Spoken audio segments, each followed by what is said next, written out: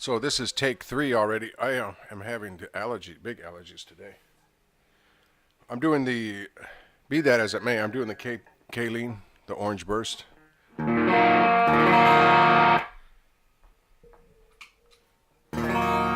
this is a Peavey Bandit clean channel, right? Got our virtual P90, which is a dual coil P90 emulation though. So even there's a little bit of gain, right? And there's a bass and a treble, and there's a drive and a volume. And the volume is at about 9 o'clock, or which would be about 2 or 3 if you had little numbers going from 0 to 10.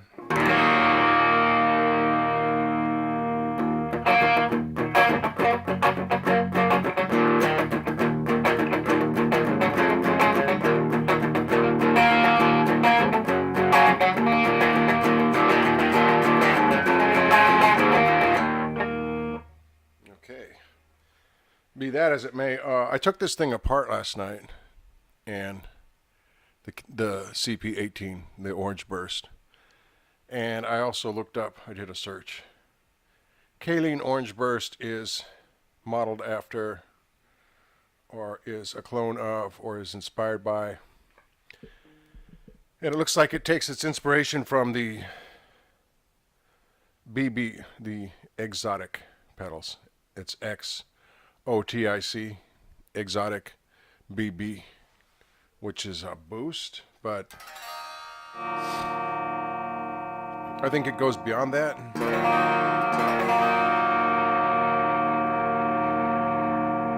I mean, this is almost can be a distortion pedal. I've got the drive here at midnight.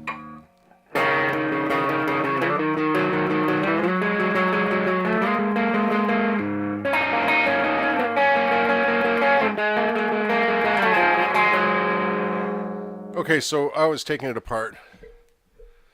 First thing that strikes me is, well, it has real resistors. They're not surface mount. They're not big resistors, new old stock, like I would generally prefer, but they aren't surface mount either. They're actual, real kind of old school components like you would expect from Caline. And same with electrolytics and your regular caps, and there's even a transistor in there, but what really, because the transistor seemed a little bit redundant, but it probably just tweaks the sound just so.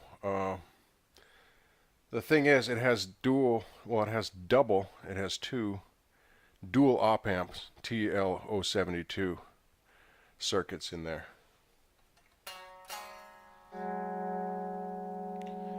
So this thing has plenty of get up and go with having dual op amps. That's like having 4 op amps.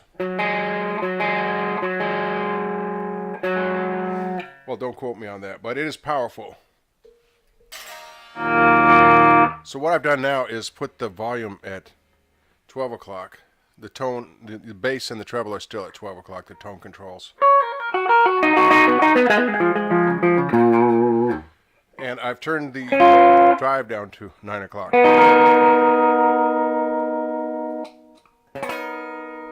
There's the amp again.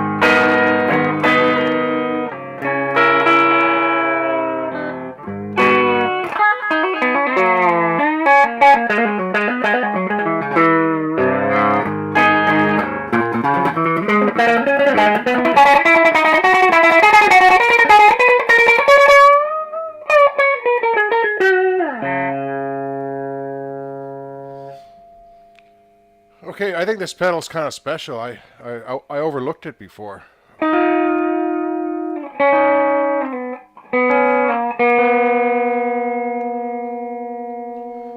Well, I'm just marveling over the tone here. It's I don't know if you can hear it.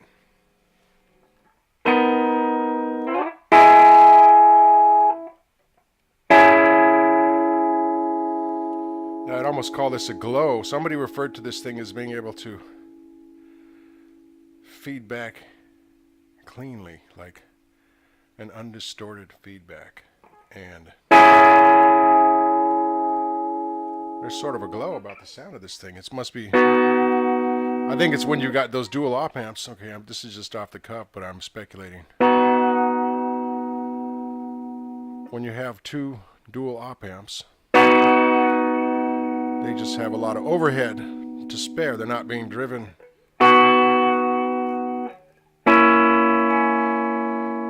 Now, I have a guess that maybe one of them carries the load until you keep turning the drive up, and then the other one kicks in more. I don't know.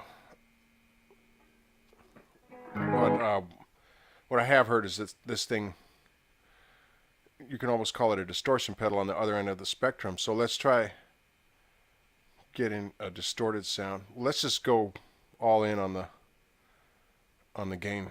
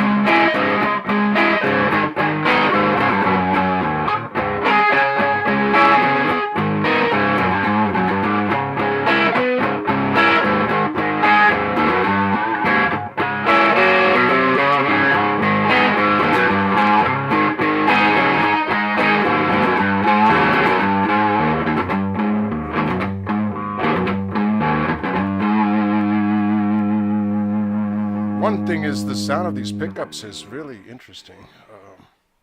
Oh, there's that. Okay, it's not as noisy as the guitar the other day. I'm gonna try that Mighty Mite guitar, and well, we haven't even gotten to the lead channel or any of that. Well, I'm just gonna go wherever with this. So I'm gonna put this guitar down, get the one with the Mighty Mite P90, and see if I get the little, you know, that little noise. Okay, so the other guitar was a DiMarzio, right?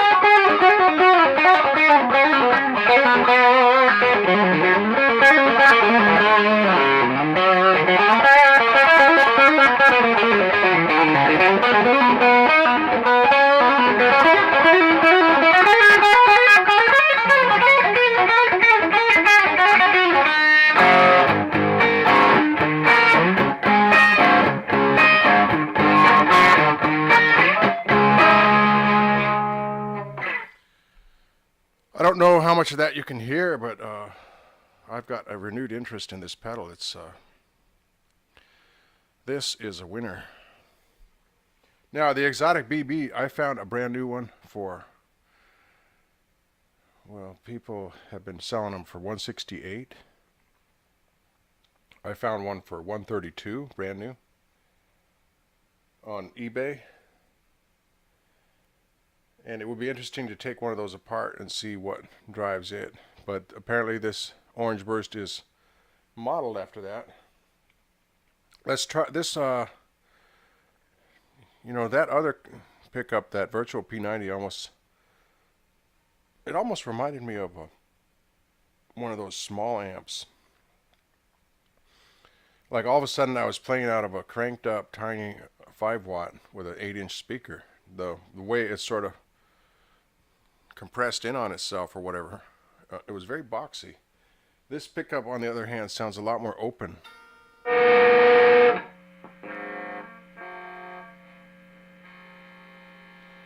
Okay, so it's not doing that little.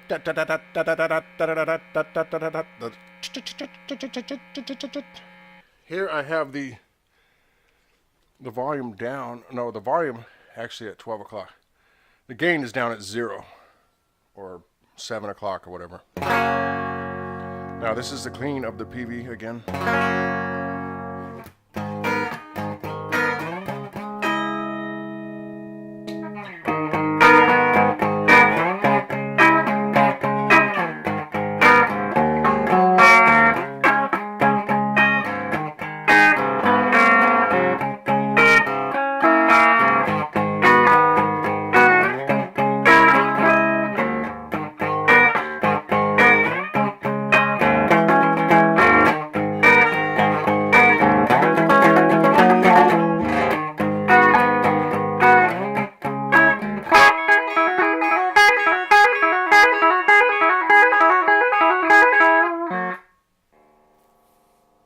So even with the gain down at 0, this thing actually is a bit of a boost.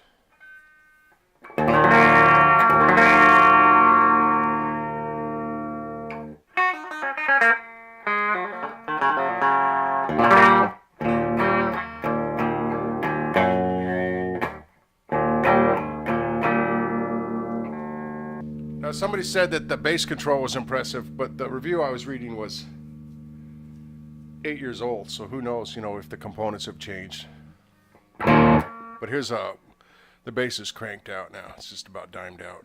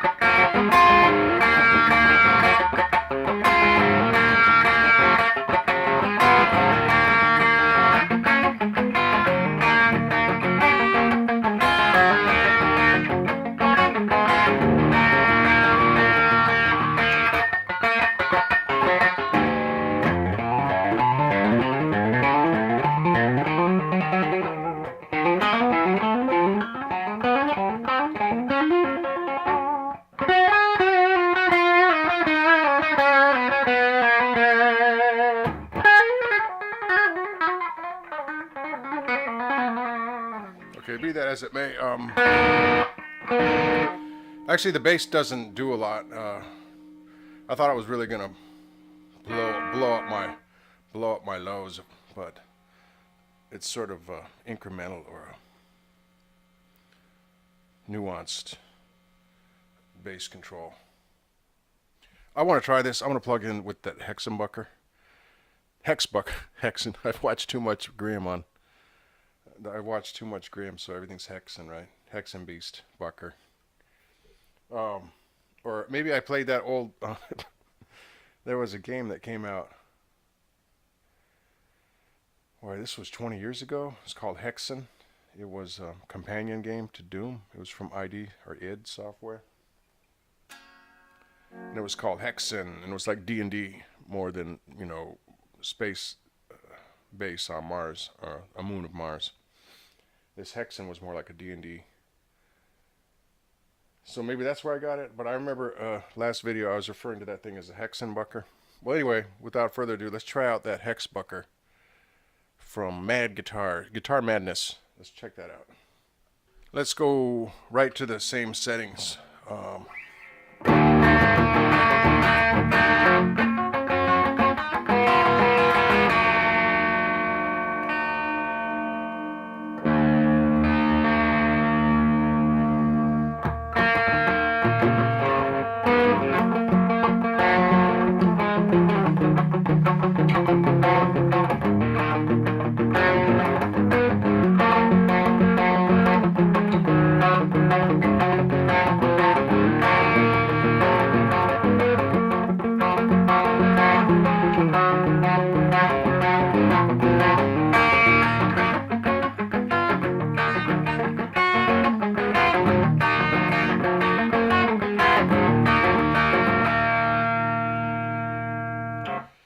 Well, yeah, I would say the bass control is, you know, my guess is that it's like a 10K or 15K resistor. It doesn't open up. I mean, it doesn't color the sound a great deal. Let's just try and experiment and take the bass to 0.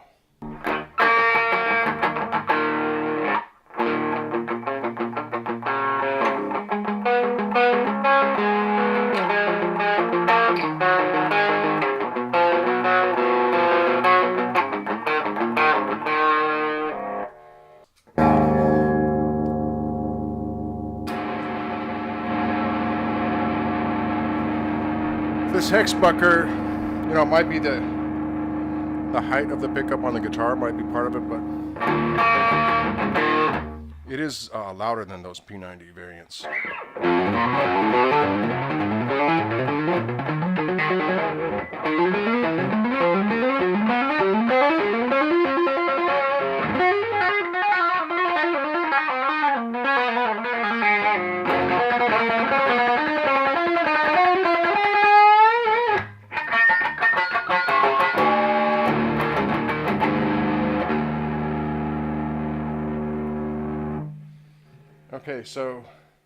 Okay, so. Oh, this guitar doesn't turn off.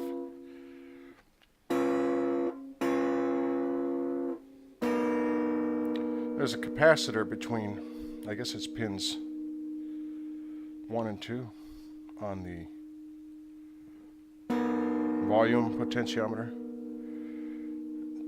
I heard that would preserve some of your. That would preserve some of your treble as you turn the volume down.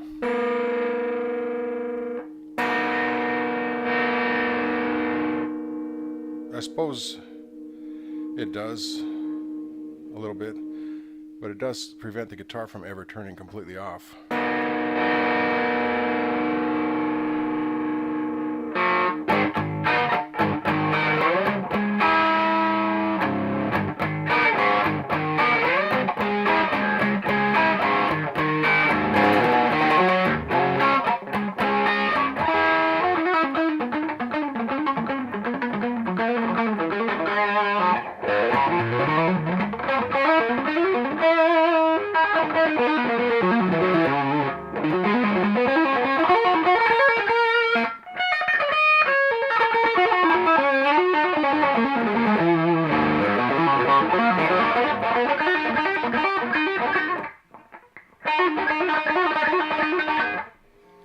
Okay, be that as it may. I think that this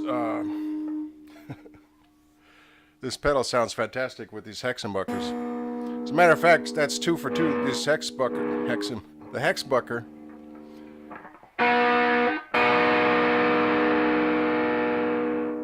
I think it sounds fantastic. Whatever I throw at it. Ooh, scratchy pot.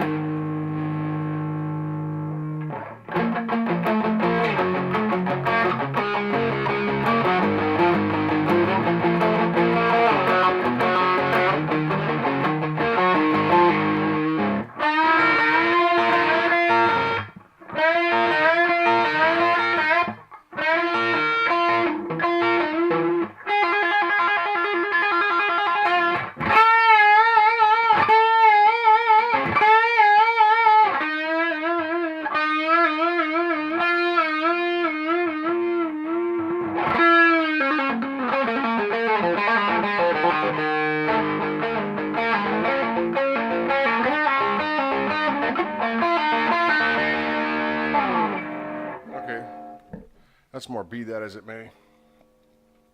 Oh, here we go.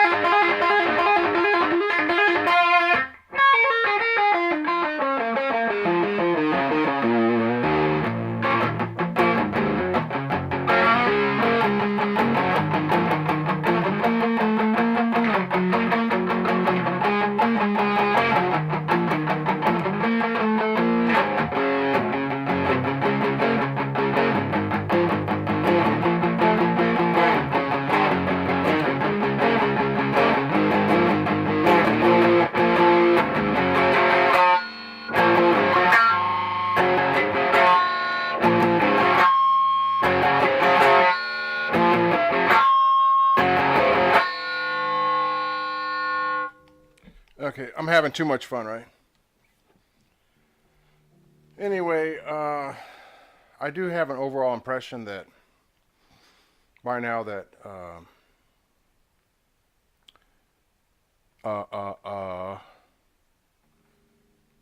that solid state amps are less forgiving than, yeah, I got the nose thing going because the allergies are just off the charts in here.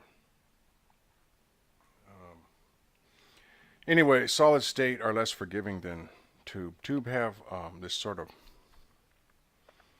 I don't know, it's like a compression, that a gentle compression that solid state lacks. Solid state's got that immediacy. And if the pick doesn't just, it almost can make you into a more disciplined player, the solid state.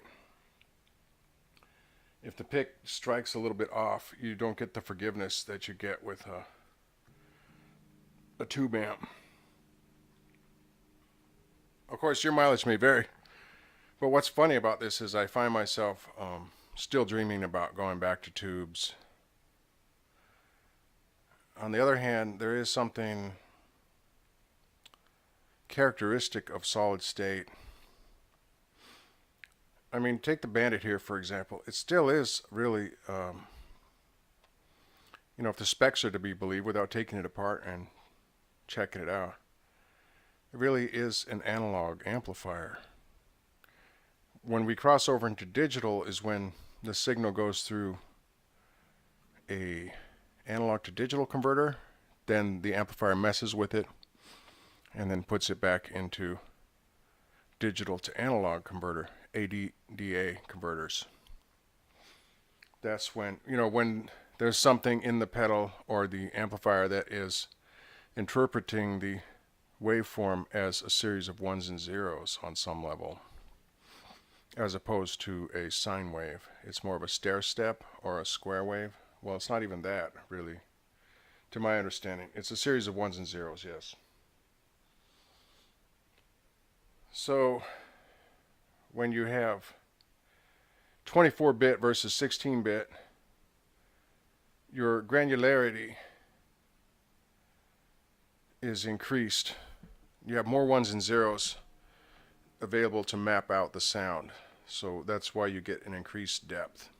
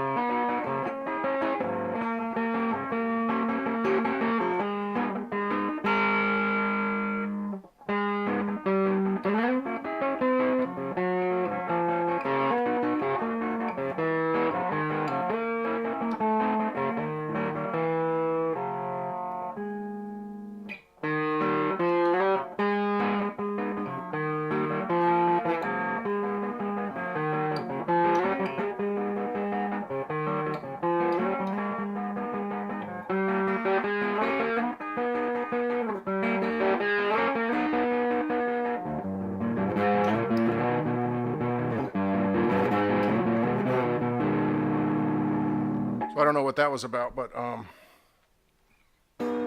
I guess just another demonstration of the palette. Anyway, I've gushed on and on about this pedal. I've probably gone on to 45 minutes already. I'm glad that I have investigated this pedal further. Again, it's two TL072s. Caline is, you know, there have been reports of maybe some specious or shoddy soldering. I've never actually encountered that. Actually, there was one pedal, but I've had about 20 of these, so it's about a 5% failure rate as far as I'm concerned. And they replaced that pedal. It was, I think it was a white heat that, you know, it might have had a bad switch or something. You'd turn it on and it would just, it would work for a split second and then it would do nothing. But it might have been a bad, that one might have, I think that one has a, now I don't remember. It was the purple smoke that had the transistor and the white heat that had the op amp, right? So Maybe it had a faulty op amp or something. Anyway, they were very good about. Is that thing even called white heat? I don't know. Anyway, Caline, as far as I'm concerned, their quality is good. And you've seen me take apart a Tom's line delay. It's a 1590C enclosure, right? Well, sort of. Tom's line is a weird animal. And I think Monoprice uses the same foundry or factory for their enclosures. But they're the same footprint, basically. So this is basically a 1590C enclosure. Well, yeah, I was talking about surface mount. The Tom's line delay had all those surface mount. And then that Behringer TO-800. A lot of pedals that you take apart anymore have surface mount electronics, and I'm not into that, as I've mentioned multiple times. And the Calines, these are, now Caline has a new series of pedals, and I would not at all be surprised. They have, I believe they have analog digital converters, like some of these with 7 delays or 7 modulations. I think we're getting into the realm of digital with Caline, but if we're still talking about old-fashioned delays or dirt pedals, basically, you know, boosts, drives, distortions, and fuzzes, we're talking about transistors and op amps, and not miniaturized, but, you know, your basic op amps, as far as I can tell. Just more old school components. You know, like I said, the resistors aren't huge like the new old stock that you can buy on eBay from various people. You know, the mil spec, those beautiful components that Flood Tone uses down, like such as Flood Tone uses.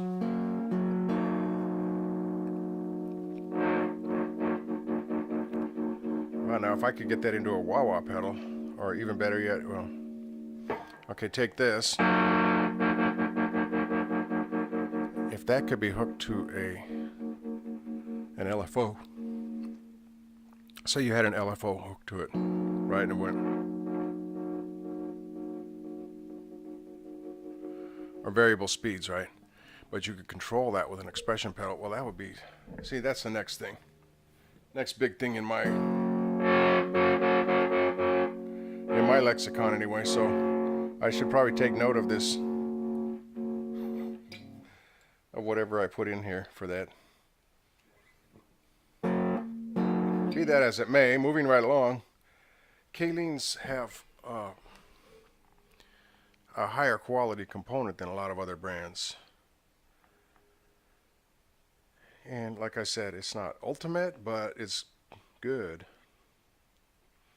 And it's really good considering that these pedals, you know, as long as you're not talking about the dual pedals like the Tantrum or the Crazy Cacti that have a boost and a drive or a distortion in the same pedal, which is basically 2 pedals in one, and it's in a 1590D enclosure, if I'm not mistaken. As long as you're talking about all these 1590C pedals that are various degrees of dirt, or their choruses or delays,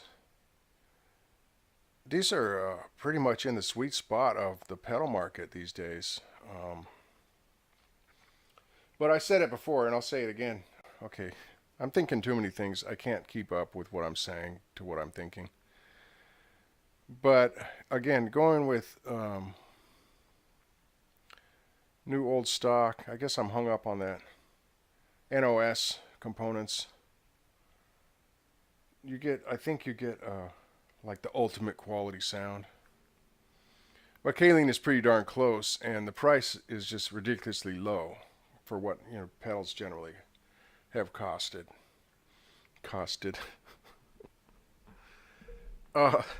You know, I'm thinking about it, and I believe that when I was a teenager and I bought, for instance, a Ross Phaser,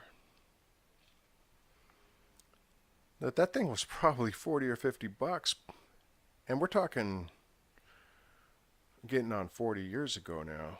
Yeah, 1979 to 2017. You know, 37, 38 years here. those pedals, I believe, if memory serves, those were $40 and $50 pedals, and that was a lot of money back then. If you were a teenager with a paper route or washing dishes. And so fast forward now 40 years, and these Calines cost less today, where rent is skyrocketing, right? And fuel has gone way up over the years. And food has gone way up. The dollar buys way less rent, food, and fuel, like your necessities of life other than oxygen, right? Oxygen and water, I guess. Air and water.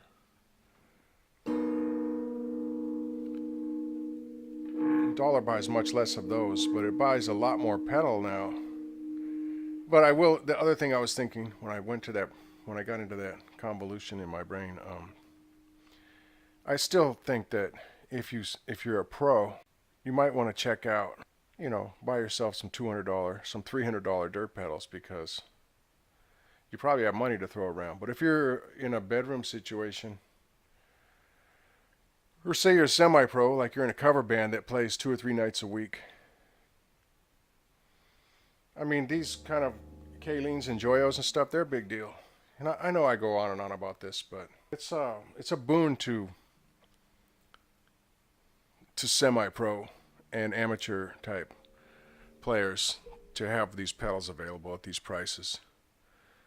So all in all, and having said that, and having looked inside this Caline Orange Burst, it's almost on a pro level. But it's at a very entry-level price. I think this pedal is $30 or less.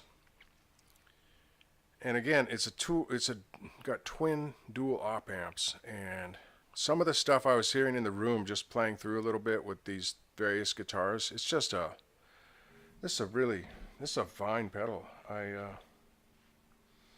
For whatever reason, I had kind of written it off. I probably was using too much drive, as if a guitar player could ever have too much drive, right? Everybody else is like, turn down your drive. And the guitar player's like, no, it's only at 8. I want to turn it up to 9 or 10 or 11.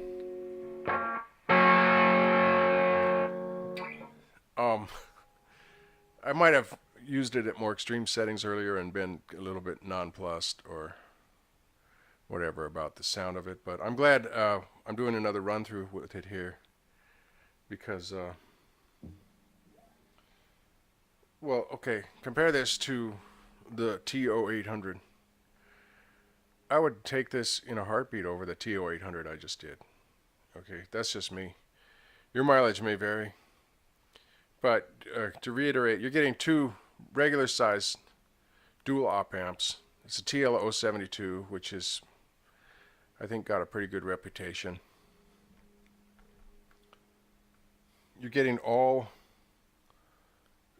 non-surface mount components. They're not necessarily NOS per se, but they're more robust, in my mind at least. And you're only paying $10 more. You're going from 20 to about maybe $30. And it might even be that this thing is only $7 or $8 more. It might be a $27 pedal or even a $25 pedal. This is definitely a gem. Plus you get independent, which I didn't delve into, but you get independent bass and treble knobs instead of a combined tone knob.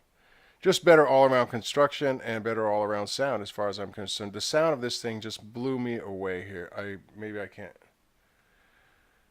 reiterate that enough. Some of the sounds that have been emanating from that amplifier since I started doing this take, or even before, because this is like the 3rd or the 4th take. The sound of this pedal is wow, good. It's good. Okay.